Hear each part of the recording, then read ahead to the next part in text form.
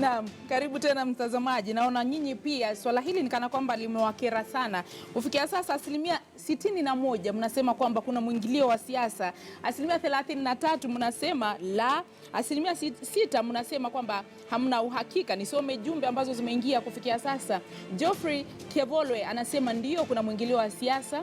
Ward Kevin Pedo anasema hakuna siasa yenye iko hapo.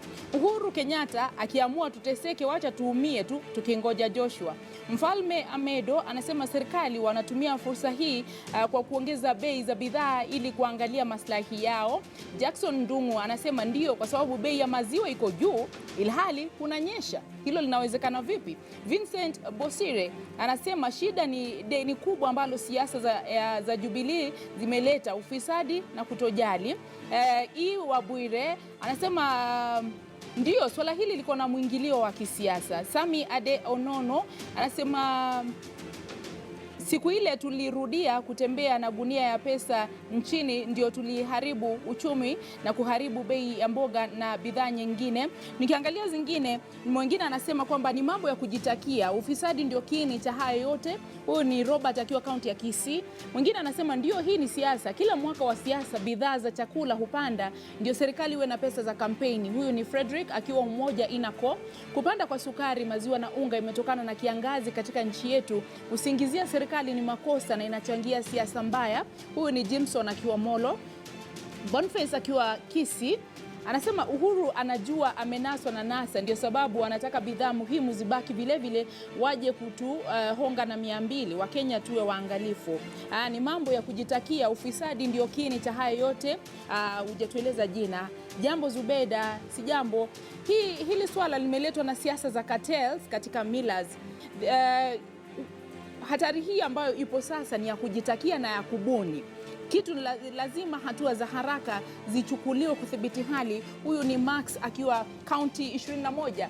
Shukrani sana kwa kauli hizo. Tutakuwa tukisoma zaidi tunapoendelea na mjadala huu. Nilivyokuarifu awali, tuko naye Daktari Peter Ndhiga ambaye ni mjuzi wa masuala ya siasa na uongozi. Karibu sana. Asante sana. Umeshtushwa na zile jumbe ambazo zinaingia kwamba asilimia 61 wa Kenya wanaamini kwamba kuna hatari? Sinjastuka kwa sababu kule mashinani hiyo ndio hali ilivyo. Hivyo ndivyo mwananchi wa kawaida anasikia. Lakini ningetaka kusema kando na siasa, kuna sababu 3 ambazo zimesababisha ukosefu wa mahindi na hali ya kuongezeka kwa bei. Sababu ya kwanza ni hali ya mazingira, ile tunaweza kuita natural factors, hiyo tunaweza kuelezea baadaye. Sababu ya pili ni mikakati ya kiserikali, hiyo tunaita government policies, hiyo pia tutaangalia baadaye. Sababu ya tatu ni social factors, zile hali za kijamii. Nikiguzia moja moja kwa haraka haraka ndio ndugu yangu achangie. Tukirudi kwa hali ya kimazingira, kwa mfano mwaka uliopita tunajua, Wakenya wote wanajua, tulipata ugonjwa wa lethal maize cirrhosis disease kule upande wa Narok, na uzalishaji wa mahindi kutoka eka moja ukashuka kutoka magunia 45 ikakuja mpaka 25 leo hii. Kwa hivyo unaona sasa uzalishaji umepungua kwa kiwango kikubwa. Jambo la pili, kuna hali ya ubadilikaji wa weather, climatic change. Tunajua sasa msimu wa mvua huwezi ukatabirika vizuri, wakulima wanapanda mara moja mvua inyeshi, so kuna hayo mambo ya kimazingira. Nikikuja kwa mikakati ya serikali, kila mmoja wetu hanajua serikali ya Jubilee imestakiwa kwa kiwango kikubwa sana kwa kukosa kusimamia mali yetu sawa sawa. Kuna hali ya ufisadi kama vile mmoja wepo hapo amesema, siku ile magunia ilianza kubeba pesa kutoka kwa benki fulani kuenda kwa barabarani, hapo ndio shinda yetu ilianza. Kwa hivyo mikakati ya serikali haijawekwa vizuri ili kuhakikisha kwamba kuna food security. Ukiangalia kwa mfano kwa zile nyanja 5 za uzalishaji, na uniruhusu niseme kwa kimombo zinaitwa economic sectors, public economic sectors ni 5. Kuna moja inaitwa primary sector. Hiyo ni ile ya kuzalisha mali kutoka kwa ardhi, kulima, ufugaji, kuchimba madini, kuchimba mafuta. Hiyo ni primary sector. Sekta ya pili inaitwa secondary sector. Hiyo ni ile ya value addition, hali ya kuongeza dhamana ya bidhaa. Kama kuna mayai ya kuku, tuivandilishe iwe keki za mikate. Kama kuna maziwa, tuivandilishe iwe yogurt. Hiyo ndio value addition. Sekta ya tatu inaitwa tertiary. Tertiary ni ile inapeana huduma za kusupport kama vile transport, kama vile bodaboda, kama vile insurance. Sasa kwa mfano ile pesa 6 billion ya Uwezo Fund ni asilimia ngapi ilienda kuzalisha mali? Ukifuata vizuri Zubaida, utaona mkakati ya serikali hapo ilienda kasoro, kwa sababu vijana wetu walipewa zile pesa wakanunua bodaboda, wakanunua vinyozi, wengine wanaenda kufungua salon. Hiyo ni tertiary sector. Hawakuenda kuzalisha mali. Sio pesa mingi ilichukuliwa ikaenda kufuga kuku. Sio pesa nyingi ilichukuliwa ikaenda kulima nyanya na mboga. Kwa hivyo sasa primary sector ambao ndio kitega uchumi kikubwa sana cha kila nchi, ama secondary sector ambao ni ya kuongeza dhamani ya bidhaa, hiyo serikali yetu haijatilia maanani. Zile sekta zingine mbili ningetaka kutaja ni kwamba kuna moja inaitwa quaternary sector. Hiyo ni ile hali ya kuweka hekima na kufanya research. Ukikumbuka watu kama Kari, kama Kemri, ama Irili, wale wanafanya uzalishaji wa dhana na mawazo na libraries na kuhifadhi. Sekta ya mwisho inaitwa quinary sector. Hiyo ni ile ya utaalamu wa juu ya consultancy kama ile tunafanya hapa leo na ndugu yangu. Hiyo pia haizalishi mali sana, inapeana hekima ili inaweza kutumika kuzalisha mali. Kwa hivyo mikakati ya serikali haijawekwa vizuri. Nikikuja hapa swala la kijamii, kila Mkenya anajua vizuri sana. Tulipojihesabu mwaka wa 1999, Wakenya tulikuwa watu milioni 20. Miaka 10 baadaye, sasa tulipojihesabu 2009 tulikuwa milioni 40. Sasa unaona kwa miaka 10 tumeongezeka watu milioni 10. Saizi tunavyoongea hapa Zubaida, Wakenya tuko milioni 45. Unaona sasa idadi ya watu imeongezeka, na ile ardhi na ile mashamba tulikuwa tunatumia kuzalisha haijaongezeka. If anything, mashamba ile tulikuwa tunazalisha nayo imepungua, kwa sababu kama baba yangu alikuwa na vijana 5 miaka 20 iliyopita. Leo tunapoongea halikatakata ile shamba eka mbili, kila kijana akapata kisehemu. Kwa hivyo the land that we use to produce is shrinking. Kwa hivyo tunaweza kueleza kisayansi hasa kwa nini kuna upungufu wa chakula bila kuweka siasa. Siasa ni baadaye, lakini ukitaka nisaidie mwenye anatutazama, hizo sababu 3: kimazingira, kijamii, alafu na sasa mikakati ya serikali. Na utakumbuka vizuri pia kijamii, hivi majuzi Wakenya wetu wengi tumeama kutoka mashambani, inaitwa rural urban migration. Wakenya wengi tumehamia mijini. Kwa hivyo idadi ya watu ile inategemea chakula cha kununua inazidi kuongezeka kila siku, na wale wanazalisha wanapungua kila siku. Kwa hivyo unaona sasa chakula kitaendelea kupungua kama hakuna mikakati itafanywa. Daktari. Kweli leo umetufunza. Sasa mafundisho ndio hao. Sasa hata nimeshika kauliza swali lipi? Uliza swali nikujibu. Kwamba hadi mwelekezi wangu anasema umeiva kama ndizi. Asante. Yaani umetueleza mikakati yote na kwa utaratibu kama mwalimu darasani. Mimi ni mwalimu. Mimi ni mwadhiri wa chuo, haujui? Ukikuja nitakupea shahada. Naam. Daktari, umetuelezea kwa kina mambo yalivyo, kwa sababu kwa sasa unapoangalia mazingira yalivyo na hali ilivyo nchini, wengi wanasema ni serikali, lakini umetutajia pia ni mojawapo ya zile sababu 3 ambazo huenda zimechangia katika ukosefu wa vyakula. Umemsikiza mhadhiri vile ambavyo amesema. Wewe kama mwana uchumi, je, unakubaliana na kile ambacho amekisema, ama unadhani ni nini hasa ambacho kimesababisha hali ambayo tunaiona sasa, mfumuko wa gharama ya maisha, mtu hawezi kugharamia ama kumudu kununua paketi moja ya unga? Nini ambacho unakiona kama mwana uchumi ambacho kimesababisha hali hii?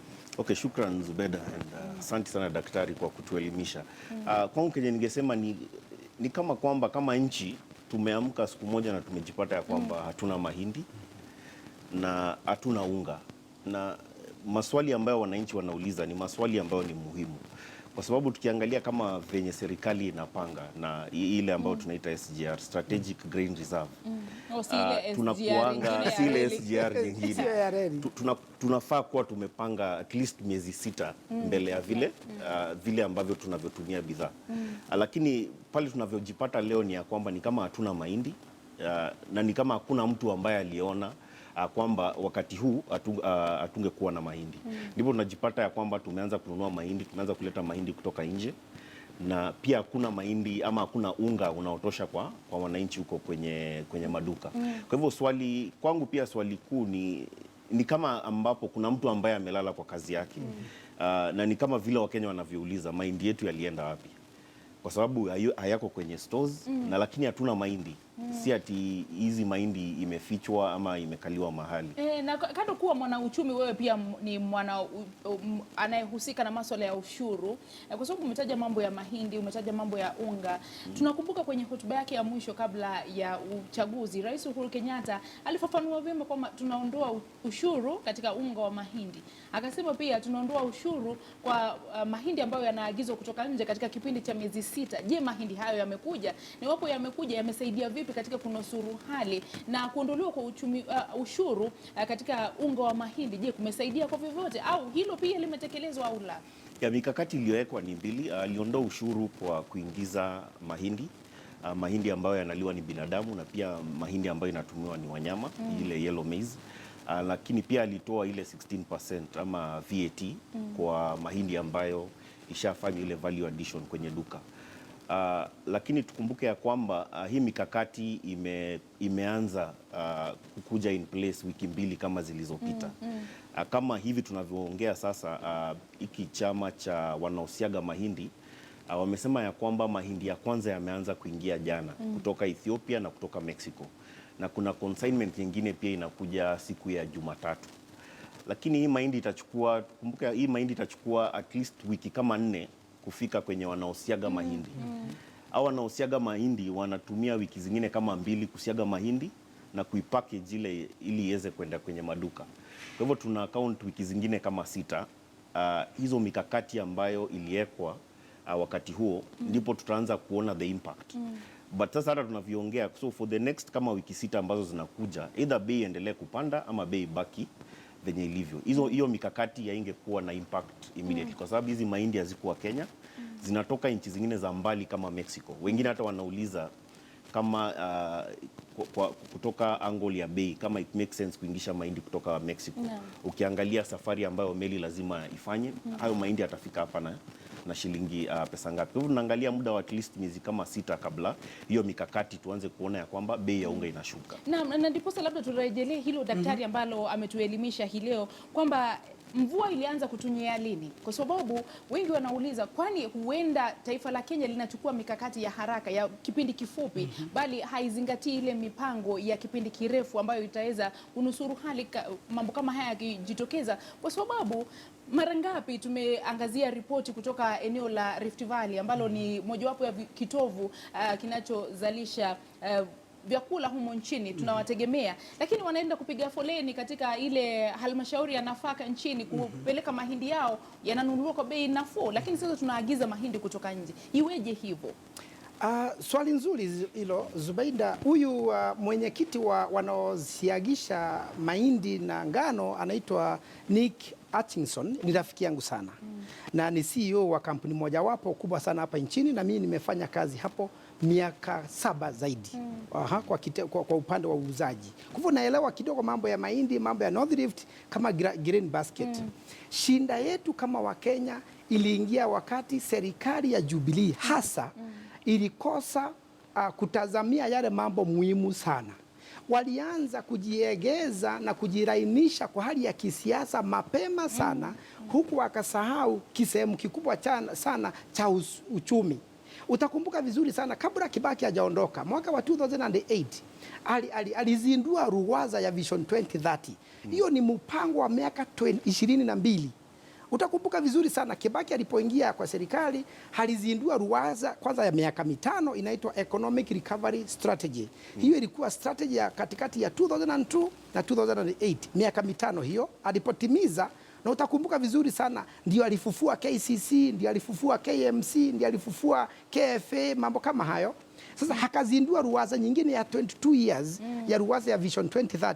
Na hiyo iko na mipango mizuri sana.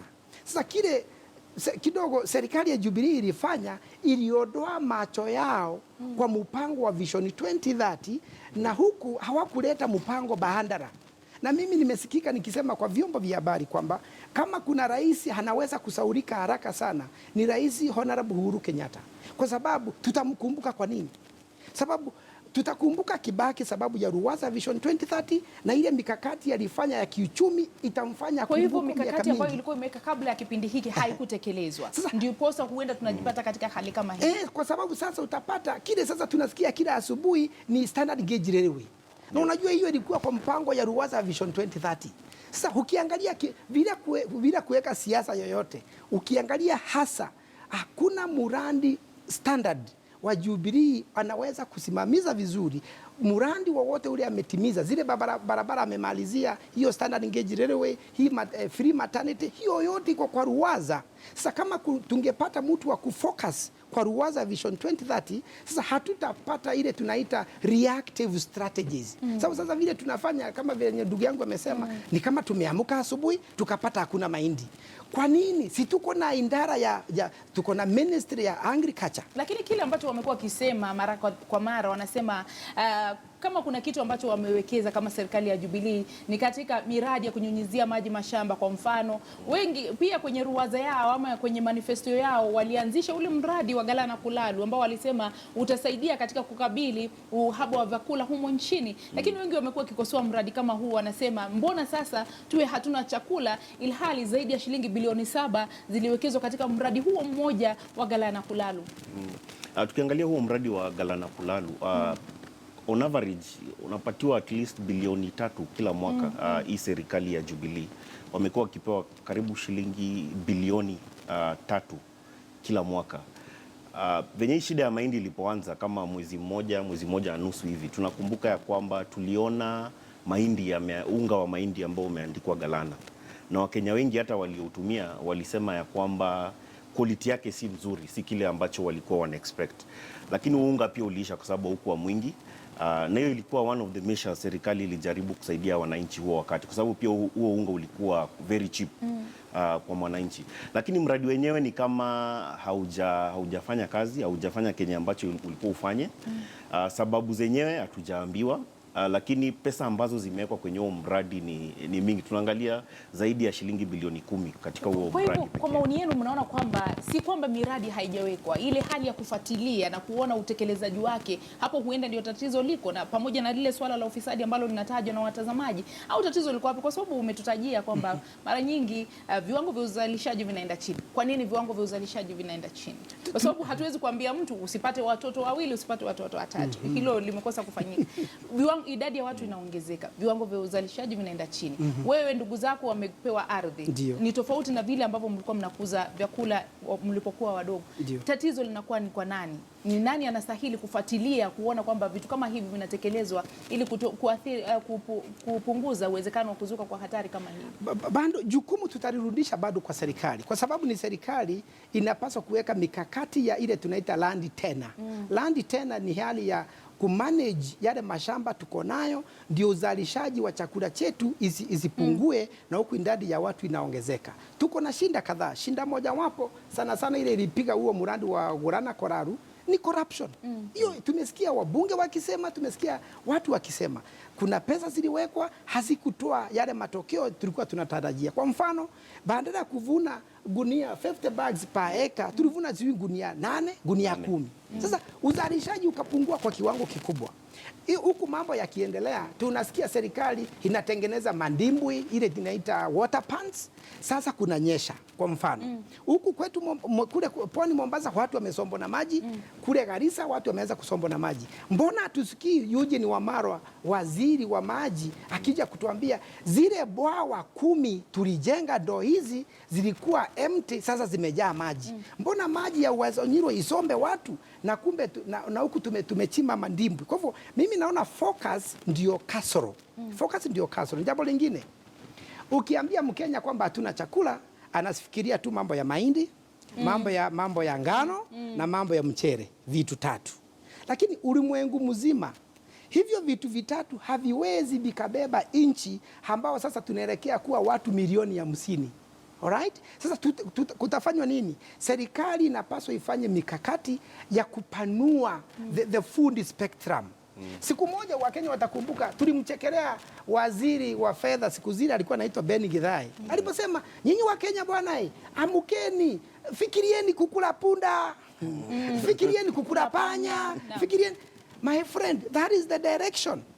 Kwa gazeti ya jana, sijui ni ya jana ni ya leo, imeonyesha nchi nyingine sana wana rely on insects. Na kama kuna continent iko na wandundu wengi ambao wakuna protein nyingi sana ni Afrika.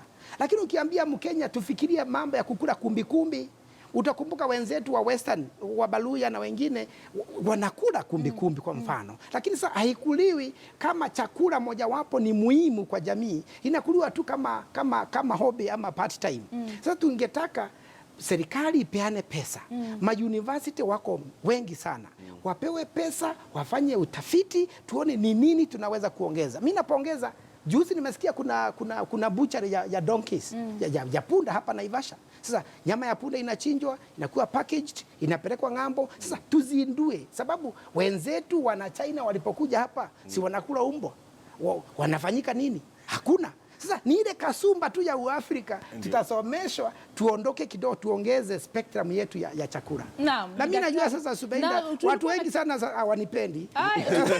Tulikuwa na kipindi kimoja ambapo tulikuwa na mhadhiri ambaye amezindua ulaji wa wanaitwa nani hawa, cricket.